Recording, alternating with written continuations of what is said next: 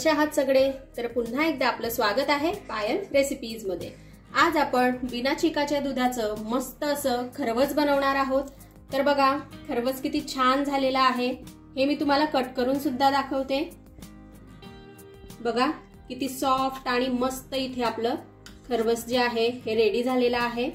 तर अशा प्रकारे खरवस हे कसं बनवायचं चला आपण हे पटकन बघूया। तर आपल्याला मस्त असं खरवस बनवण्यासाठी इथे दूध लागणार आहे। तर इथे मी नॉर्मल गाईचं दूध घेतलेलं आहे 1 कप। हे दूध जे आहे हे मी तापवून थंड करून घेतलेलं आहे, असंच आपल्याला घ्यायचं आहे। हे आपण एका भांड्यामध्ये ओतून घेऊ। आता यामध्ये आपल्याला घालायचं आहे कॉर्नफ्लॉवर। तर जेवढं आपण दूध घेतलेलं होतं त्याच्या अर्ध आपल्याला कॉर्नफ्लॉवर घालायचं आहे। इथे मी 1 कप दूध घेतलेलं होतं, तर इथे अर्धा कप एवढं कॉर्नफ्लॉवर घातलेलं आहे। थोडं कमी घातलं तरी चालेल, 1-2 चमचा। त्याचबरोबर आपल्याला यामध्ये घालायचं आहे गूळ। तरी मी इथे अर्धा कप गूळ सुद्धा घेतलेला आहे आणि गूळ हा छान असा किसून घेतलेला आहे, म्हणजे छान असा मिक्स होईल पटकन। आता हे सर्व आपल्याला छान असं मिक्स करून घ्यायचं आहे। तर बघा इथे गूळ घातल्यामुळे दुधाचा कलर सुद्धा चेंज झालेला आहे। हे छान आपल्याला मिक्स करून घ्यायचं आहे। आजची जी आपली रेसिपी आहे खरवस रेसिपी ही अगदी मस्त आहे। चिकाचं दूध न वापरता घरातल्या नॉर्मल दुधापासून हे खरवस आपण आज बनवतोय। तर तुम्ही सुद्धा ही रेसिपी बनवून बघाल आणि आवडली रेसिपी तर लाईक करा, फॅमिली फ्रेंड सोबत शेअर करा आणि चॅनलला सबस्क्राइब पण करून घ्या, म्हणजे अशाच छान छान रेसिपीज मी तुमच्यासाठी घेऊन येत राहील। बघा आता हे सर्व छान असं मिक्स झालेलं आहे। यामध्ये आपण थोडीशी इलायचीची पावडर घालूया। त्याचबरोबर याला छान असा कलर येण्यासाठी मी 2 ड्रॉप यामध्ये पिंक कलरचे घालते आहे।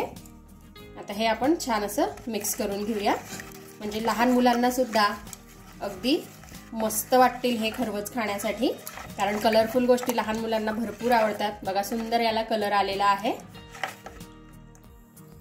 आता आपल्याला एका भांड्याला थोडं तूप लावून घ्यायचं आहे, म्हणजे जेव्हा आपण खरवस बाहेर काढू तर ते अगदी मस्त बाहेर निघतील। इथे आपल्याला तुपाचाच वापर करायचा आहे, तेलामुळे खरवस पाहिजे तसं व्यवस्थित निघत नाही, म्हणून अगदी थोडंसं तूप याला आपल्याला लावून घ्यायचं आहे। आता जे दुधाचं मिश्रण आपण तयार करून घेतलेलं आहे ते आपल्याला तूप लावून घेतलेल्या भांड्यामध्ये ओतायचं आहे। आता यावर आपल्याला थोडी इलायचीची पावडर पुन्हा घालून घ्यायची आहे। जशी बाहेर आपल्याला खरवसवरती इलायचीची पावडर दिसते तशाच प्रकारे हे बघा आपण यामध्ये अशा प्रकारे पावडर घालून घेऊया, म्हणजे जेव्हा आपण याचे काप करू तेव्हा कापासोबत इलायचीची पावडर सुद्धा तोंडात अगदी मस्त लागते। आता आपल्याला याचं काय करायचंय ते आपण बघूया। आता इथे मी साईडला पाणी गरम करून घेतलेलं आहे आणि यामध्ये एक स्टँड ठेवलेला आहे। या स्टँड वरती आपल्याला जे मिश्रण आपण तयार केलेलं आहे ते ठेवायचं आहे। आता यावर आपल्याला झाकण ठेवायचं आहे आणि 20 मिनिटं याला छान असं होऊ द्यायचं आहे। 20 मिनिटांनंतर आपण बघूया की खरवस आपलं कसं होतंय। इथे जवळपास 25 ते 30 मिनिटं झालेली आहेत। मी इथे गॅस बंद केलेला आहे। आता आपण हे चेक करून घेऊया।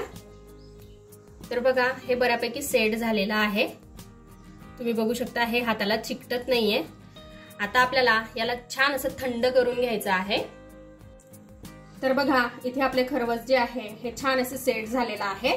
जेव्हा आपण हे कढईमधनं बाहेर काढलं तेव्हा मी याला रूम टेम्परेचरला थंड करून घेतलं आणि अगदी अर्ध्या तासासाठी मी याला फ्रीज मध्ये ठेवलं होतं, फ्रीजर मध्ये नाही। तर बघा हे छान सेट झालंय। आता आपण याला कट करून घेऊया। आधी याच्या छान अशा कडा सोडवून घेऊ आपण। तर याच्या कडा ज्या आहेत या मी छान अशा सोडवून घेतलेल्या आहेत। आता आपण याला कट करून घेऊया। बघा अगदी मस्त इथे हे सेट झालेलं आहे। आता यातलं एक पीस जे आहे हे मी तुम्हाला काढून दाखवते, किती छान झालेलं आहे ते।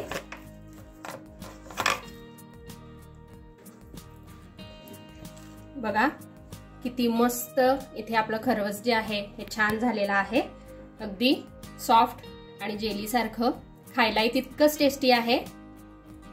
तर बघा इथे आपलं बिना चिकाच्या दुधापासून जे खरवज आहे हे खाण्यासाठी रेडी झालेलं आहे आणि अगदी मस्त झालेलं आहे, तुम्ही बघू शकता। तर अशा प्रकारे खरवज तुम्ही पण घरी बनवून बघा आणि आजची रेसिपी कशी वाटली ते मला कमेंटमध्ये नक्की कळवा आणि चॅनलला सबस्क्राईब सुद्धा करून घ्या। Take care, bye bye.